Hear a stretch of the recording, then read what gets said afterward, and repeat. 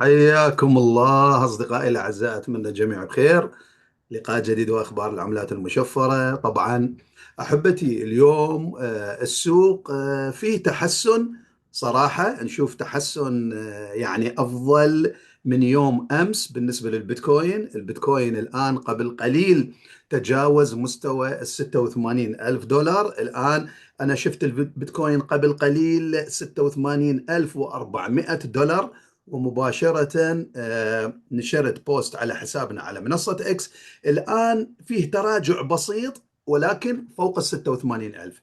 لا يزال البيتكوين فوق مستوى ال 86 ألف دولار. الآن 86 ألف 221 دولار. هذا شيء جيد. الإثيريوم متأثر قليلا. الإثيريوم 1882 دولار. الاكس ار بي انا اعتبره جيد.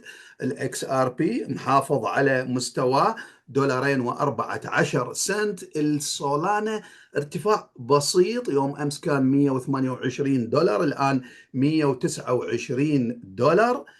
جيد مع انطلاق اليوم ليبريشن داي. هذا يوم ترامب اللي كان يروج له منذ زمن، يروج على هذا اليوم بالنسبة أنه سيكون هذا اليوم الثاني من أبريل هو يوم ليبريشن داي ويوم التعرفة الجمركية التي سميت باسم ترامب. سموها تعرفة ترامب الجمركية الحقيقة، وهي قرارات فرض رسوم جمركية على العديد من الدول الحقيقة في آسيا وكندا والمكسيك، وبالأساس الصين. وفرضت تعرف الجمركية على الحقيقة استيرادات معينة من الأمور، وبالأخص السيارات المستوردة للولايات المتحدة الأمريكية. فرض ضرائب حوالي 25% أيضا على الستيل، الحديد والستيل بالنسبة من كندا أيضا. هذا بالتأكيد سيؤدي، احنا نعرف، إلى عملية فرض رسوم جمركية متبادلة بين الدول. هدف الرئيس ترامب دائما يعيد ويكرر أنه يجب أن نحافظ على صناعاتنا، يجب أن نفرض الرسوم الجمركية حتى لا تكون حتى يحفز المعامل والمصانع بالمجيء من جديد والعمل على أرض الولايات المتحدة الأمريكية. والحقيقة بداية اليوم شاهدنا حتى فيما يتعلق بسوق الأسهم، الستوك ماركت. الآن بدأت بورصات نيويورك فتحت أبوابها. أيضا هنالك تحسن في سوق الأسهم، أسهم الشركات، بالإضافة إلى الكريبتو. نشوف هنالك ارتفاعات وإن كانت بسيطة ولكنها جيدة، حيث أنه الجميع كان متخوف أن يكون هذا يوم هبوط وإذا بالوضع مسيطر عليه، بل ما يميل إلى الارتفاع. هنالك أيضا خبر أحب أن أشاركه معكم الآن إن شاء الله بسرعة وتركيز، وهي مقالة جديدة تتحدث عن سعر XRP أن يصل إلى 27 دولار خلال شهرين، يعني خلال الشهر السادس القادم. احنا أبريل، يعني كم عندنا؟ ماي، جون، الشهر السادس القادم. هل سيتحقق هذا الشيء؟ سوف نناقش هذا الموضوع. أتمنى أن تدعمون القناة، لايك شير سبسكرايب، متابعتنا على منصة إكس، ونذهب إلى السوق لنرى أين أصبحت الأسعار. مثل ما تحدثنا أخواني، اليوم السوق احنا أشوفه هنالك تحسن، لأنه الآن 1.16% ارتفاع في سوق العملات المشفرة. 2 تريليون 600 2 تريليون 760 مليار دولار. احنا لازلنا في مستوى الفير اند جريد اندكس، هنا يشير الى مستوى الفير، الخوف. لا زال السوق يشير الى الحالة النفسية للسوق هي الفير. فير يعني عمليات البيع أكثر من الشراء. البيتكوين، هذا هو البيتكوين، لاحظوا تحسن تحسن في سعر البيتكوين. إذا لاحظ يوم أمس احنا قفل البيتكوين على 84,800 دولار، وإذا بالبيتكوين يقفز اليوم إلى 86,395 دولار، وممكن أن يرتفع أكثر. ممكن أنا أشوف ارتفاع.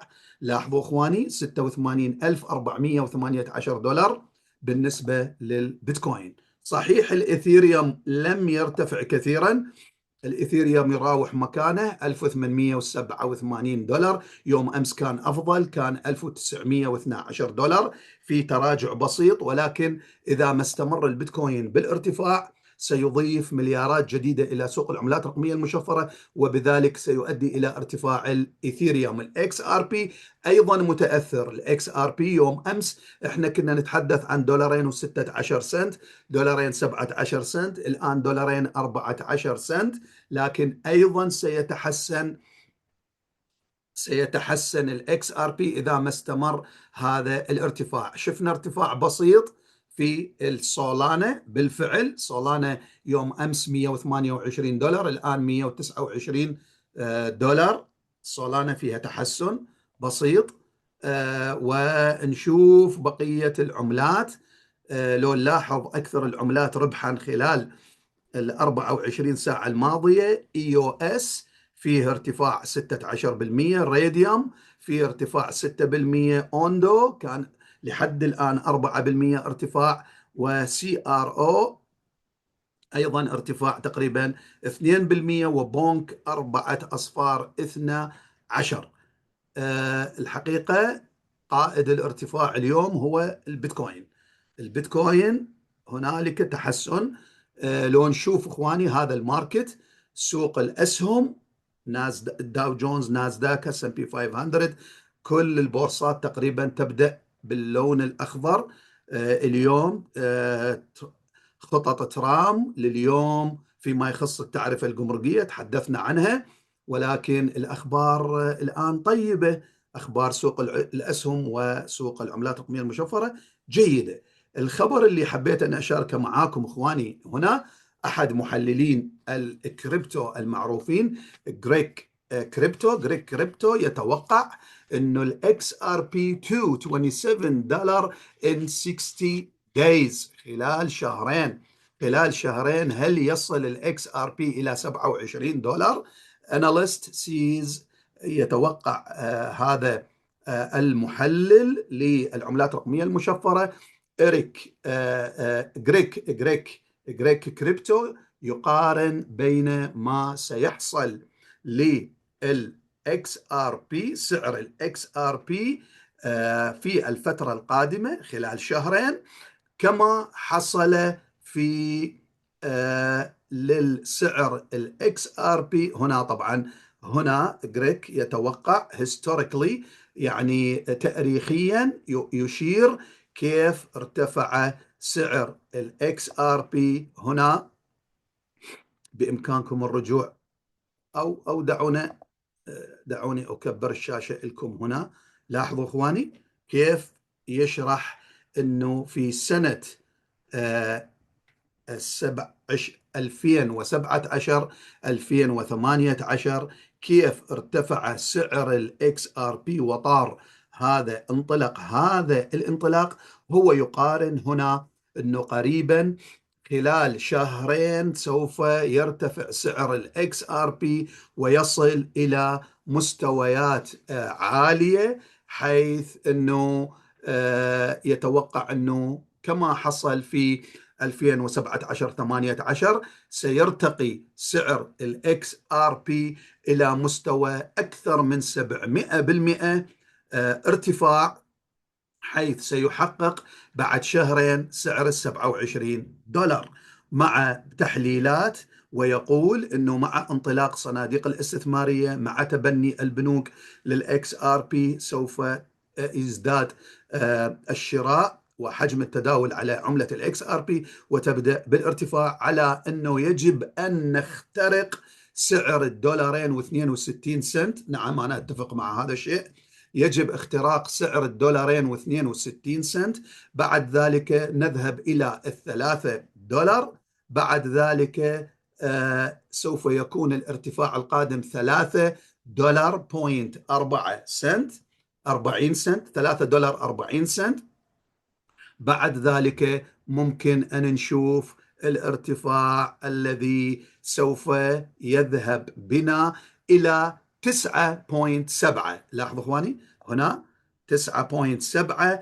هذا سيكون المكان البليس اللي سيؤدي إلى يعني تقريبا 10 9.7 $9.70 إلى 10 دولار ستكون محطة الحقيقة لجني الأرباح بالنسبة للمستثمرين. راح أنا باعتقادي أيضا أتفق راح يكون هنالك يعني تعطل بسيط، أي جني أرباح ممكن أن يعني يخفض السعر حتى بعد ذلك ينطلق إلى مستوى $27 التارجت. الحقيقة أنا ممكن أن أتفق مع هذا الشيء مع أي أخبار إدراج صناديق استثمارية فورية للإكس آر بي على البورصات. راح يصير فومو FOMO fear of missing out. راح يصير هجوم وشراء على الإكس آر بي، وممكن 10 طبعا صحيح 10 دولار راح يكون هدف للبيع وجني الأرباح، ولكن هل في شهرين؟ الله أعلم. هو يقول في شهرين 60 يوم، ننتظر ونرى. حبيت أن أشارك معكم هذه الأخبار وهذه التحليلات وهذه الأسعار. مرة ثانية ماذا يقول المحلل للكريبتو جريك كريبتو؟ XRP to $27 in 60 days. أتمنى للجميع الموفقية، استثمارات ناجحة. ترقبوا فيديونا القادم. إلى اللقاء أحبتي، إن شاء الله تستمر هذه الارتفاعات اليوم ونحقق بعض الأرباح. إلى اللقاء.